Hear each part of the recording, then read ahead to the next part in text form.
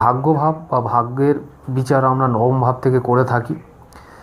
এই নবমপতি গ্রহ যদি চতুর্থে অবস্থান করে, চতুর্থ স্থান হলো আমাদের গৃহ, বাড়িঘর। চতুর্থ স্থান জন্মস্থানকে বুঝিয়ে থাকে, চতুর্থ ভাব জন্মস্থানকে বুঝিয়ে থাকে। সুতরাং নবমপতি যদি চতুর্থ স্থানে অবস্থান করে, চতুর্থ ভাবে অবস্থান করে, তাহলে এটি একটি নির্দেশ দিয়ে থাকে যে ভাগ্য আমার জন্মস্থানেই রয়েছে, অর্থাৎ জন্মস্থানেই আমি ভাগ্যোন্নতি লাভ করব বা উন্নতির জন্য যে সুযোগ সুবিধা দরকার সেটি আমি জন্মস্থানেই লাভ করে থাকব, আমাকে বাইরে যেতে হবে না। এটি নবমপতি যদি চতুর্থে অবস্থান করে তাহলে এই নির্দেশটি দিয়ে থাকে।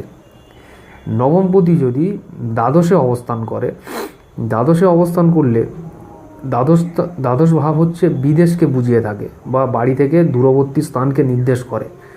এখন নবমপতি যদি দ্বাদশে অবস্থান করে তাহলে এটি সাধারণভাবে বুঝিয়ে থাকে যে এই জাতকের ভাগ্যোন্নতি তার জন্মস্থান থেকে দূরবর্তী কোনো স্থানে হয়ে থাকে, অর্থাৎ জাতক বাড়ি থেকে কোনো দূরবর্তী স্থানে সেখানে গিয়ে তার ভাগ্যোন্নতির জন্য যে সুযোগ সুবিধা দরকার সেই সকল লাভ করে থাকে এবং সেখান থেকে তার ভাগ্যোন্নতি লাভ হয়ে থাকে।